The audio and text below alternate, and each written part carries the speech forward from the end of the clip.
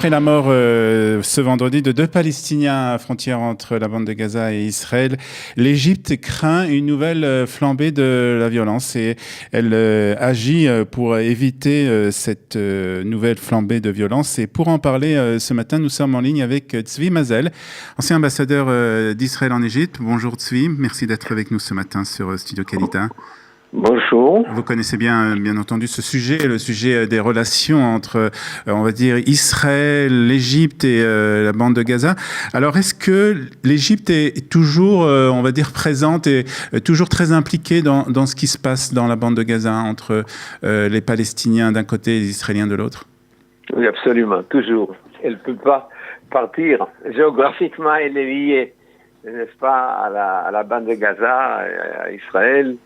Et l'autorité palestinienne, alors vous avez ici 4 facteurs qui ne peuvent pas se séparer, ils se battent tout le temps, et l'intérêt de l'Égypte est justement qu'il y ait du calme sur la frontière. Il a suffisamment de problèmes dans le nord du Sinaï contre ISIS, l'État islamique, et il faut trouver une certaine solution pour que le Hamas soit tranquille.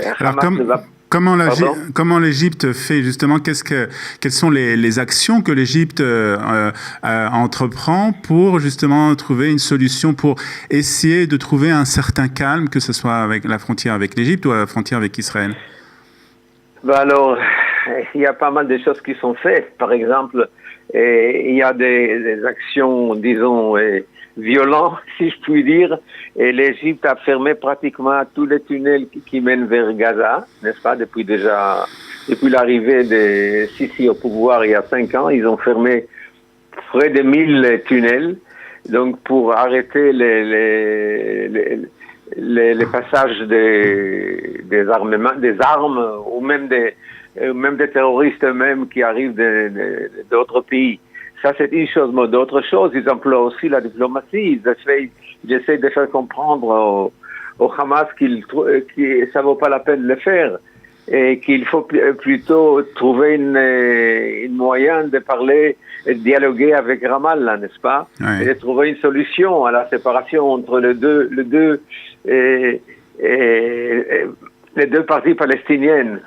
Et voilà, c'est à peu près ça. Alors on voit pratiquement tous les mois ou quelques semaines qu'il y a une délégation, disons, des services de sécurité égyptiennes qui va à Gaza, ou bien une délégation de Hamas qui va en Égypte. On parle, puis on revient à la même chose, parce que à un moment donné, il y a quelques mois, c'était en mars dernier, ça fait presque 1 an, et le Hamas a dit, nous, on va embêter Israël tous les vendredis en procédant à ce qu'ils appellent des processions des retours, pour qu'ils enlèvent le siège. Bon, écoutez, le siège, il y a un siège sécuritaire, n'est-ce pas, pour empêcher le passage des armes à Gaza, mais pas un passage humanitaire, parce qu'Israël permet le passage de 1000 camions par jour avec de la nourriture et des médicaments vers Gaza.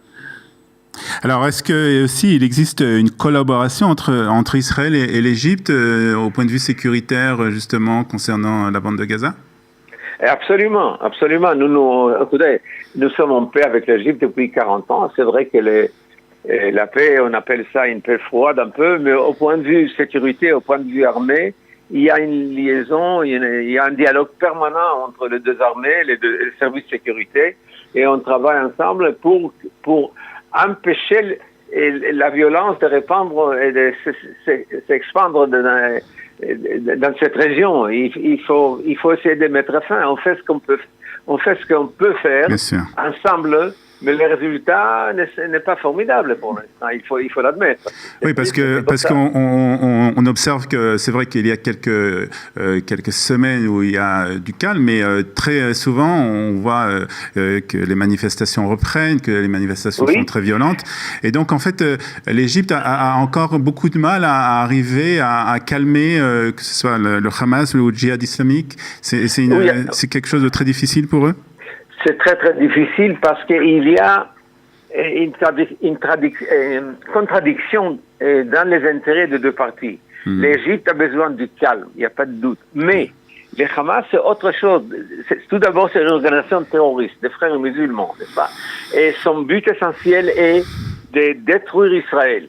Alors, ils ne peuvent pas rester calmes, pas plus de quelques semaines. Et puis après, ils doivent faire quelque chose pour montrer à leurs adhérents qu'ils travaillent contre Israël, n'est-ce pas? Oui. Alors ici, on ne pouvait pas, n'est-ce pas, trouver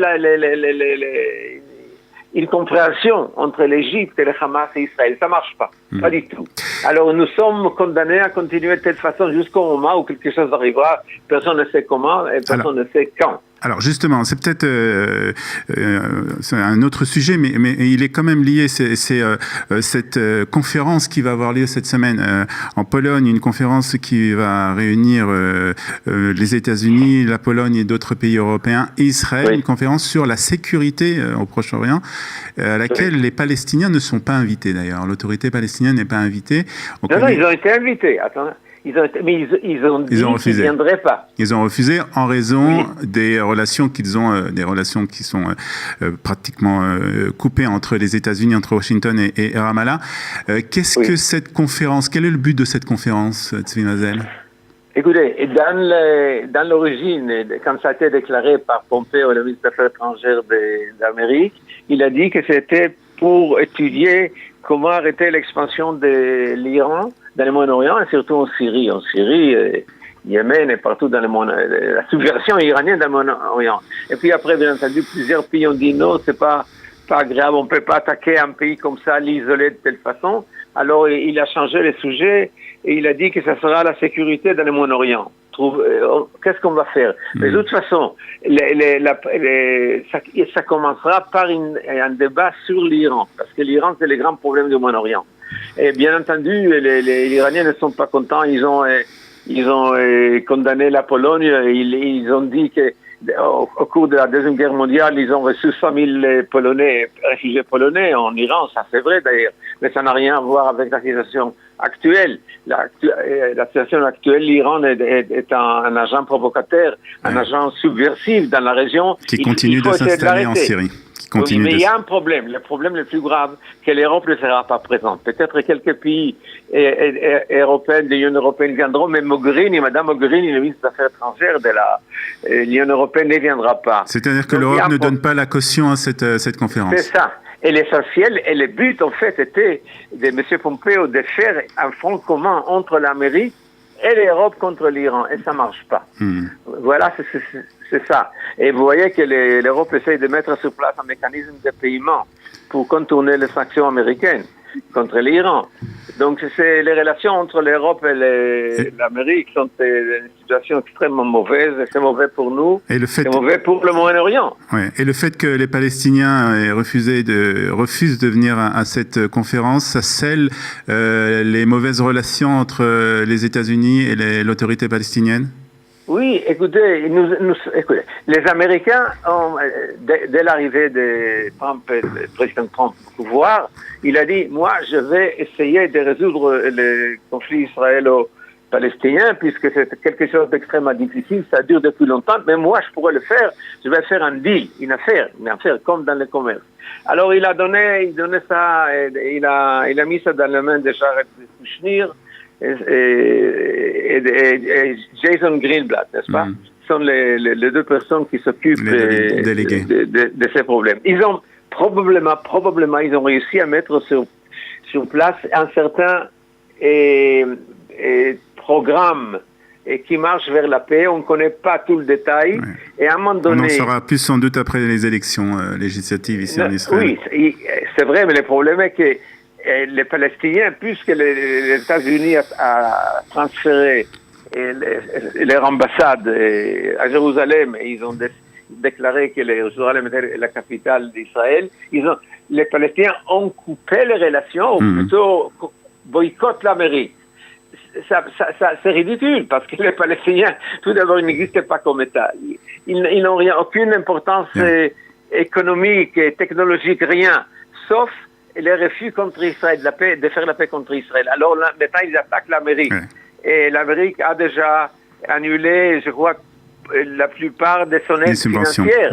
Donc, écoutez, une situation impossible. Et les Palestiniens continuent chaque jour à dire « Nous, on n'ira pas avec les Américains, on boycotte les Américains, c'est impossible. » Donc, nous vivons dans le surréalisme. Dans le surréel. C'est triste. En tout cas, merci Tzvi Mazel de nous avoir éclairé sur ces sujets. Nous allons vous souhaiter une bonne journée et à très bientôt sur Studio Kalita.